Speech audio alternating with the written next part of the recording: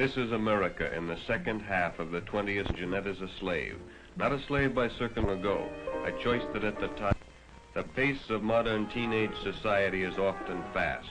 The beat is sometimes frantic. Culture, the need to belong, is ever present. Associations are quickly and easily made. Boy meets girl. It often takes experience and maturity to arrive at wise decisions. A friendly, outstretched hand, an engaging smile, and offer. It is second all, or more commonly referred to as a red. But to the group, it's a means to an end. What can be the harm? After all, the 20th century is run on pills. A pill for extra vitamins, a pill to go to sleep, a pill to wake up. Why not a pill to make you feel good? But that small red capsule is a dangerous drug to be administered by a competent physician, not by a newly found boyfriend. But the pressure of the group, the need to belong, the desire to try something new is too great a temptation.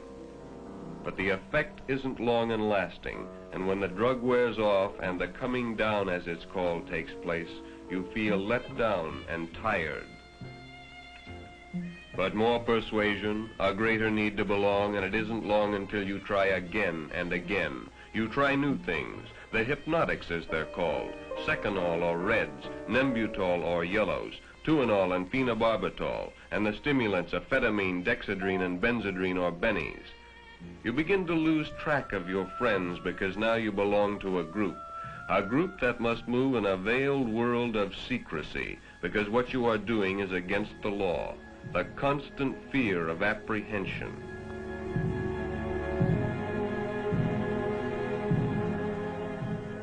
Now you meet like conspirators because the passing of pills is dangerous and must of necessity be secretive.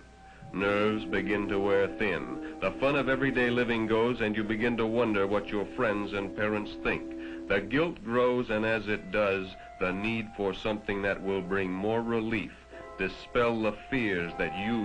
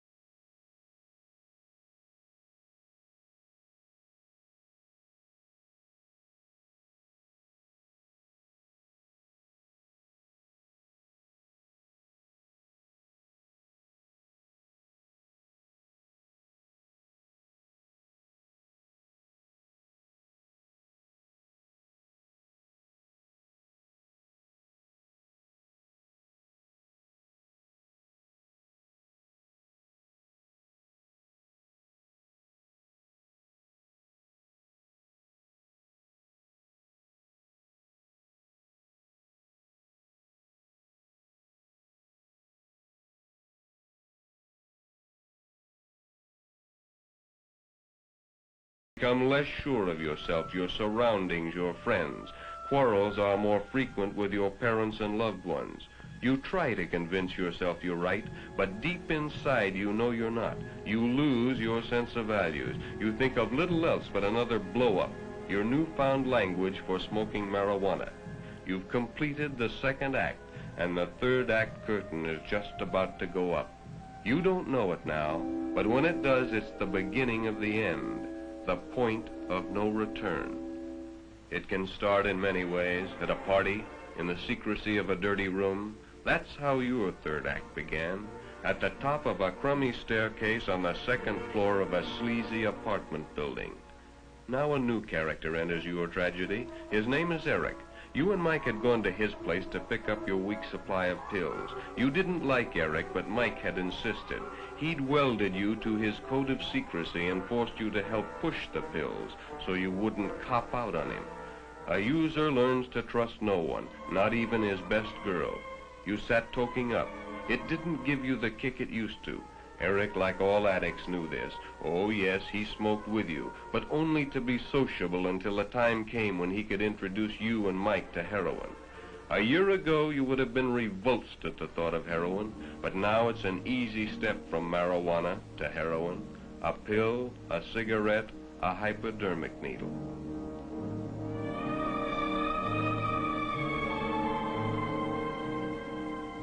Even now, you're afraid. What will it be like?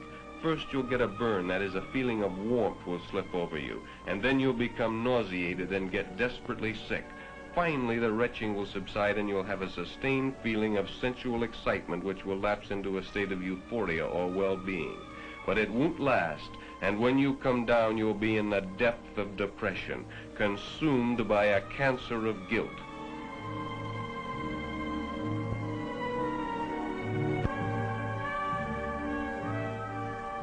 For just 1 second, your conscience pricks as you see the needle inserted and the death-dealing liquid slipping in and mixing with Michael's blood.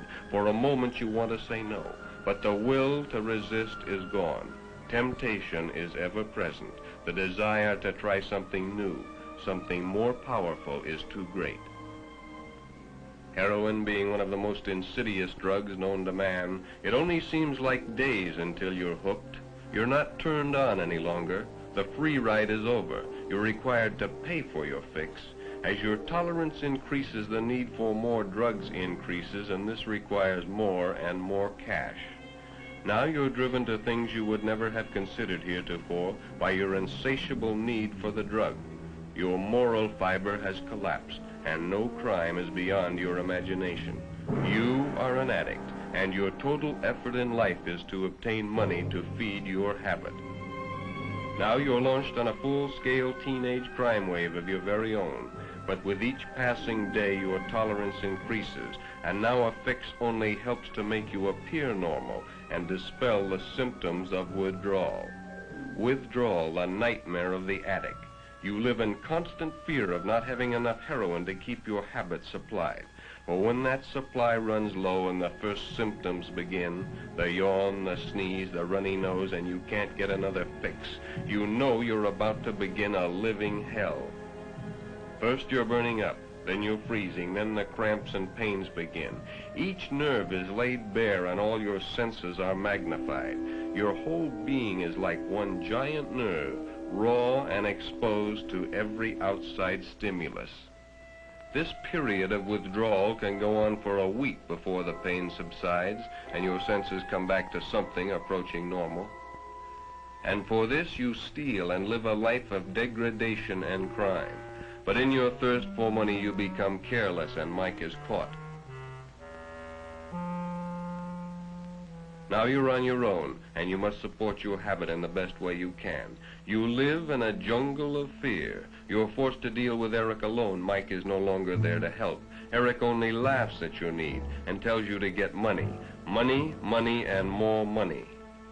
You're not prepared to take a job. Besides, no job would pay the kind of money you now need. You've got yourself a $50 a day habit.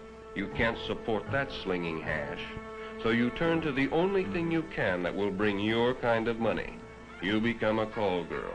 You support that $50 a day habit, but not for long, because your looks begin to disintegrate. Your clients will no longer pay your price. You go from call girl to streetwalker.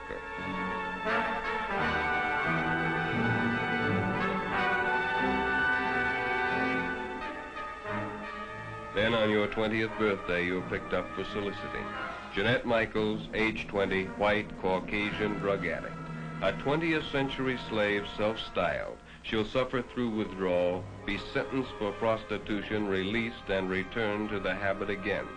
Lost to society, she'll continue her hopeless, degrading existence until she escapes in death.